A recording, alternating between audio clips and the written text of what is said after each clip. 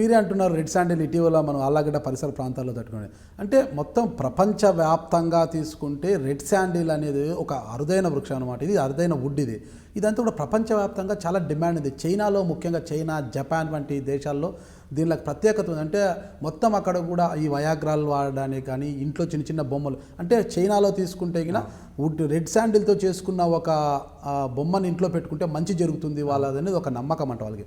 That ఈ వయాగ్రాల వాడకం అనేది ఎక్కువ అయిపోయింది. దీంట్లో కూడా ఈ రెడ్ శాండిల్ గంధపు పొడి కలిపితే ఇదంతా కూడా కలుపుతుంటారు మనకు. దీంతో ఎక్కువ టన్నుల కొద్దీ తరలిపోతుంది. ఇది ఎక్కువగా దొరుకుతుంది. తీసుకుంటే ఈ శేషాచల అలవుడు అక్కడ నుంచి తీసుకుంటే మళ్ళీ మనం నల్లమల్ల ఫారెస్ట్లో కర్నూలు జిల్లా, ప్రకాశం జిల్లా బార్డర్లలో ఇది ఎక్కువగా దొరుకుతుంటుంది అన్నమాట. అంటే ఈ రెడ్ శాండిల్ ఇటీవల కాలంలో ఎక్కువగా తరలిపోతుంది. అంటే టాస్క్ ఫోర్స్ అనేది పెట్టినప్పటికీ కూడా మన రైల్వే కోడూరు చెక్ పోస్ట్ తీసుకుంటే ఇక్కడ బాలానగర్ ఏదో కర్నూలు ఆ బార్డర్ వరకు, ఆ బార్డర్ దాటి వెళ్ళిపోతుంది అనమాట. అంటే దీని నియంత్రణకి మీరు ఎలాంటి చర్యలు తీసుకుంటున్నారు? అంటే జిల్లాలో పెద్ద పెద్ద స్మగ్లర్స్ కూడా పట్టుకోవడం జరిగింది. అంతర్జాతీయ స్మగ్లర్స్ కూడా ఇక్కడ అరెస్ట్ చేయడం జరిగింది. అదేవిధంగా ఒక టాస్క్ ఫోర్స్ కూడా ఉంది మాకు, రెడ్ శాండిల్ టాస్క్ ఫోర్స్. కడపలో టాస్క్ ఫోర్స్ ఏర్పడి దాని వింగ్ ఏమైనా ఇక్కడ ఉందంటారు? అంటే మాకు జిల్లా టాస్క్ ఫోర్స్ ఉంది. జిల్లా టాస్క్ ఫోర్స్, స్థానిక పోలీసులు, అటవీ శాఖ ఇవన్నీ కలిసి కంబైన్డ్ దాడులు చేస్తాయి. మనకు చాలా తక్కువ ప్రాంతం ఉంది కర్నూలు జిల్లాలో. సో ఇప్పటివరకు చాలా కేసులు నమోదు చేయడం జరిగింది. పెద్ద పెద్ద స్మగ్లర్స్ని అరెస్ట్ చేసాం. ఇటీవల కాలంలో అయితే మనకి పూర్తి స్థాయిలో ఈ ఎర్రచందనం అక్రమ రవాణా కంట్రోల్లో ఉందండి. అంటే గతంలో తక్కువగా ఉండేది. ఎప్పుడైతే మావోయిస్టుల హవా, ఎప్పుడైతే నల్లమల్ల ఫారెస్ట్లో మావోయిస్టులు షెల్టర్ జోన్లుగా ఉన్నప్పుడు రెడ్ శాండిల్ అనేది చాలా తక్కువ ఉండేది అనమాట, ఎర్రచందనం అక్రమ రవాణా. ఎందుకంటే మావోయిస్టులు ఉన్నప్పుడు నిత్యం పోలీసుల పహారా ఉండేది, పోలీసులు మొత్తం దాడులు నిర్వహించేవారు. ఈ వ్యవస్థలు కనీసం రెడ్ శాండిల్ దొంగలు, ఎర్రచందనం దొంగలు అనేవారు తప్పించుకు తిరిగేవారు. అంటే అక్కడికి పోవడానికి కూడా సాహసించేవారు. ఎప్పుడైతే మావోయిస్టు నల్లమల్ల ఫారెస్ట్ని వదిలి వెళ్ళారో ఆ తర్వాత పోలీసులు అక్కడికి వెళ్ళడం అనేది కూడా తక్కువైపోయింది.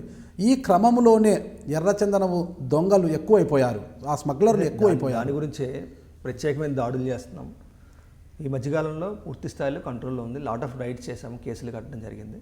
పూర్తి స్థాయిలో నియంత్రణలో ఉందండి. ఇప్పుడు మీరు అన్నారు ఆళ్ళగడ్డలో ఒక 2 ఏళ్ల క్రితం ఆళ్ళగడ్డలో కొంతమంది స్మగ్లర్లను పట్టుకున్నాం మేము అనేసి.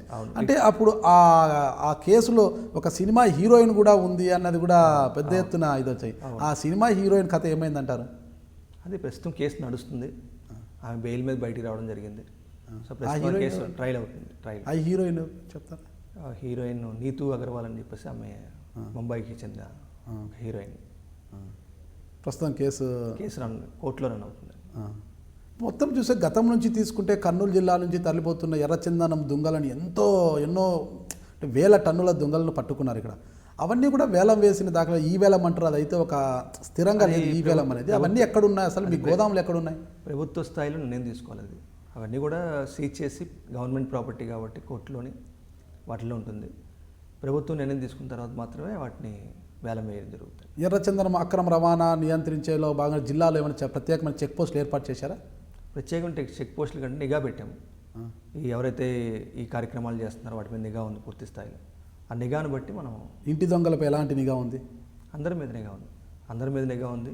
అంటే ఏ తప్పు జరగాలన్నా ఇంట్లో వాళ్ళే సపోర్ట్ చేస్తుంటారు. ప్రత్యేకంగా టాస్క్ ఫోర్స్ ఉండడం వల్ల ఈ టాస్క్ ఫోర్స్ జిల్లా నుంచి ఆపరేట్ అవుతుంటుంది. సో సెపరేట్ వింగ్ వల్ల కొంత ఇంటి దొంగల్ని లేకుండా చేయడానికి కూడా ప్రయత్నం చేస్తున్నాం. ప్రస్తుతం అటువంటి సమాచారం మనకేం లేదు. దిస్ ఈజ్ జాకే Ravikrishna, IPS, SP Kurnool. Watch my exclusive interview on iDream.